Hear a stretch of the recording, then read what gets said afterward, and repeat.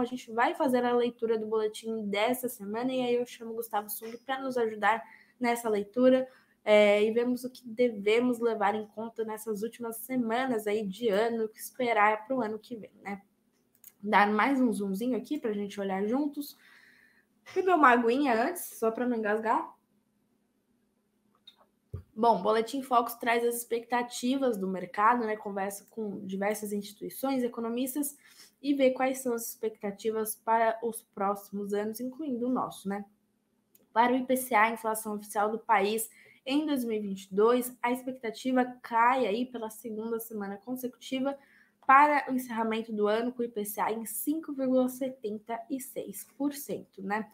Para 2023, subiu nessa semana, foi para 5,17%, estava em 5,08% na semana anterior, e para 2024 fica estável pela oitava semana consecutiva em 3,5%. O PIB total de 2022 ficou estável pela segunda semana consecutiva também, em 3,05% em 2022. Em 2023, subiu nessa semana, foi para 0,79%, há uma semana estava em 0,75%. Para 2024, cai pela segunda semana consecutiva para 1,67%. Já o câmbio real sobre o dólar ficou estável pela segunda semana consecutiva para 2022 em R$ 5,25. Continua aí há 4 semanas em R$ 5,25. Para 2023 subiu de R$ 5,25 para R$ 5,26. E para 2024 também subiu a projeção para R$ 5,25. Já a taxa Selic não aparece aqui, vai terminar o ano em 3,75% ao ano, porque já aconteceu a última reunião do Banco Central, não tem mais o que prever para esse ano, né? Já para 2023, ficou estável a projeção pela segunda semana consecutiva em 11,75% ao ano. Em 2024, subiu nessa semana, foi de 8,5% para 9% ao ano. Bom, vou convidar o Gustavo aqui para nos ajudar na leitura, vemos aí. Bom dia, Gustavo, seja muito bem-vindo mais uma vez. Olá, Bia, obrigado pelo convite. Bom dia, investidores. Boa semana a todos. Boa semana para você, é um prazer receber você aqui novamente. Queria pedir novamente aí sua ajuda para a gente fazer a leitura desse Boletim Focus nessa semana de tantas movimentações, né? Bom, vamos passar pelo Focus primeiro, depois a gente pode comentar outros assuntos. Basicamente, acho que 2022 já está basicamente fechado, são ajustes marginais. O que afetou esse IPCA basicamente aí foi o IPCA dos administrados, certo? Que caiu marginal aí de menos 3,61 para menos 3,63. Isso afetou um pouquinho ali o IPCA, mas eu acho que a gente já está bastante acordado que a inflação vai girar entre 5,7% e 6%. Aqui na casa a gente está com 5,9%. E aí, para o pessoal ficar ligado, que essa semana saiu o IPCA 15 na quinta-feira, que é uma prévia da inflação cheia, mas já é indicativa de como pode vir os preços nesse último mês do ano. E aí, basicamente, se a gente passar, acho que os pontos principais começam em 2023, se puder passar para a direita, por favor.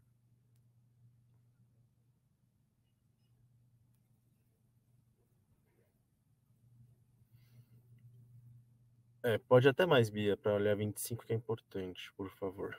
Aí. Bom, basicamente, pessoal, o que ele está nos analisando? Aí um PIB que está vindo mais forte, e a tendência aí é um pouquinho que eu vejo um aumento dos gastos que podem haver, medidas como o Auxílio Brasil, Bolsa Família, que podem sustentar a demanda. A gente pode também ver alguns outros setores impulsionando a economia, mas a tendência, de novo, a gente está com crescimento aqui de 0,7 na Suno, mas com viagem alta, tá? O que nos chama atenção em 2023? O câmbio cresceu novamente de forma marginal, mas aí desde 4 semanas ele está sendo um pouquinho pressionado, tá? E é um pouquinho essa pressão, muito por conta aí do possível risco fiscal. Se eu não me engano, estava em 5,20 até umas semanas atrás, algum tempo atrás, já está subindo, dependente dessas incertezas. E o aumento da pressão inflacionária, que aí saltou de 5,8 para 5,17, acima do teto do limite superior da meta, né? basicamente porque a gente vai ver um possível aumento dos gastos, um câmbio ainda um pouco pressionado, e isso vai gerar pressão inflacionária. Não, se não houver nenhum choques externos, a gente não vê muitas pressões que possam vir de inflacionários do exterior.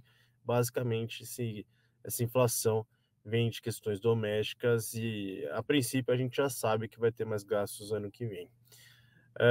Bom, e aí eu acho que um ponto interessante que me chamou muita atenção foi que em 2024 a inflação continua estável em 3,50, mas em 2025 a gente está vendo aí, se eu não me engano, pela segunda semana consecutiva, a inflação de 2025 subindo, tá? De 3,2 semana passada, subiu agora de forma interessante para 3,10, muito por conta puxado para esse câmbio de 5,30 ali em 2025, que já saiu de 5,23 para 5,30. E então, de novo, essas incertezas fiscais e no longo prazo, mas uma incerteza enquanto ao arcabouço fiscal que vai ser definido a partir de 2023 ali, com se a PEC passar, né, tem uma cláusula para apresentar um arcabouço até 31 de agosto, então esse câmbio está ficando um pouco pressionado.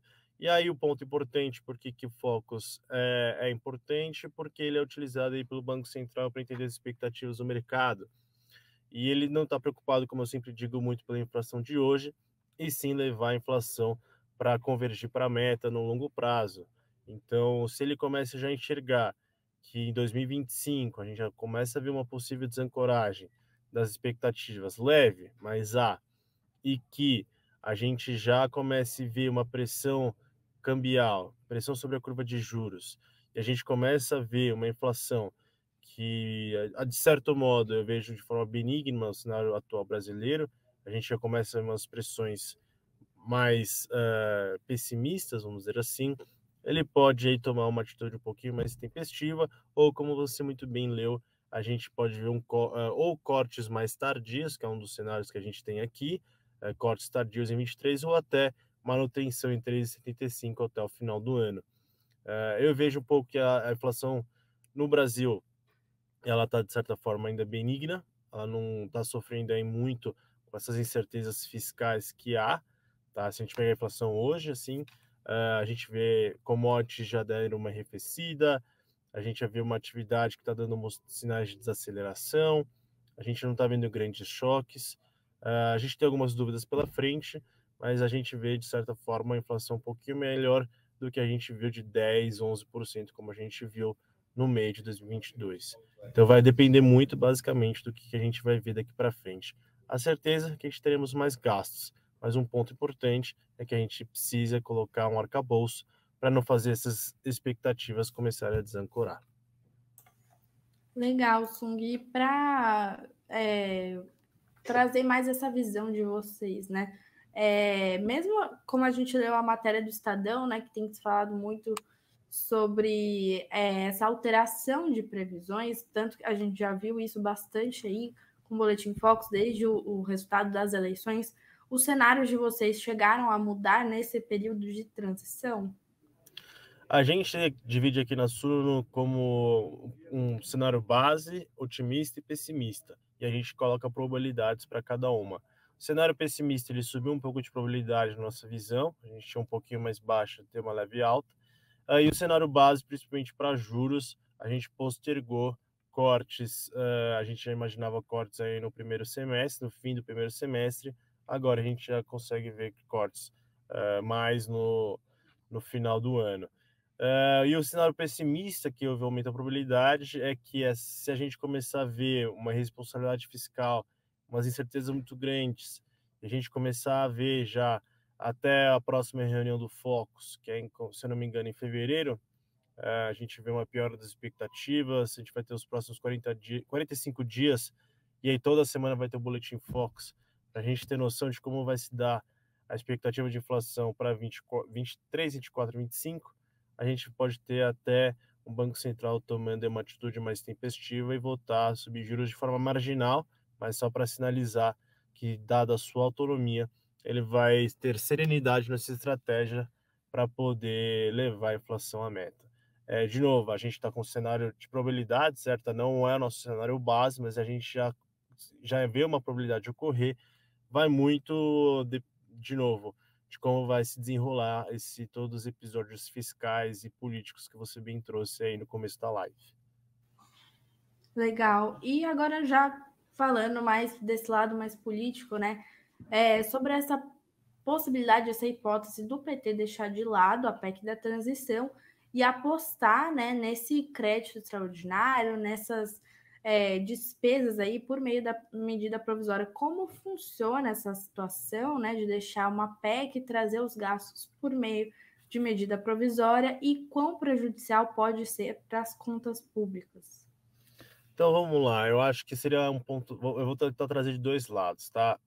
Eu acho que se a PEC for deixada de lado, tem um ponto político que vai trazer uma certa, não problema, mas assim um sinal de que a negociação do novo governo com o Congresso não foi para frente. Acho que tem um ponto importante a ser destacado. É, segundo, o Lira ali, se eu não me engano, a oposição gostaria de ter cargos, provavelmente na negociação de pastas importantes do novo governo. E se isso não for para frente, ele não vai ter. Então também já é outro ponto aí, sinalização de que as coisas não podem se caminhar bem. E eu gosto sempre de citar que Lula ele não tem uma base grande no Congresso, ou seja, ele não tem a maioria, ele fez diversas alianças para poder governar. Então, a gente precisa ver, que essa semana provavelmente será, a nomeação de vários ministros, a segunda leva. E isso vai nos mostrar um pouquinho de como se deu essas alianças com partidos como o PSD, MDB, né? PMD não, mas o MDB, União Brasil e outros partidos. E já começar ali a atender de uma sinalização que a PEC não foi para frente, muito por conta desses entraves políticos, até foi aprovado no Senado, mas a Câmara estava esperando um pouquinho para ver o que acontecia com o orçamento secreto no STF. Até ali rolou um mal-estar de que Lula podia estar influenciando os ministros para tentar aumentar a transparência do orçamento, gerou insatisfação com Arthur Lira.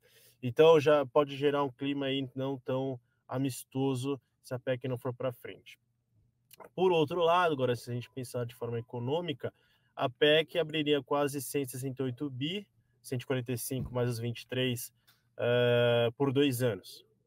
E aí isso colocaria o aumento aí de 400 para 600 Auxílio Brasil, 600, R$ 150 para famílias que têm filhos até 6 anos, e isso abriria recursos aí para outras promessas de campanha.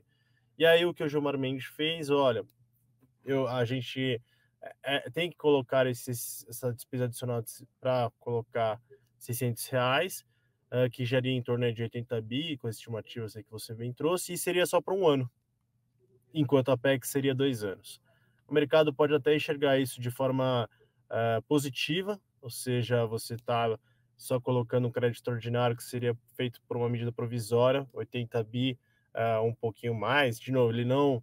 Esse é o ponto, né? Você perderia recursos de 2 anos, de 140 bi, 168 bi por 2 anos, você joga para 2023, só que você não define quanto você quer abrir de crédito ordinário. Esse mora o perigo.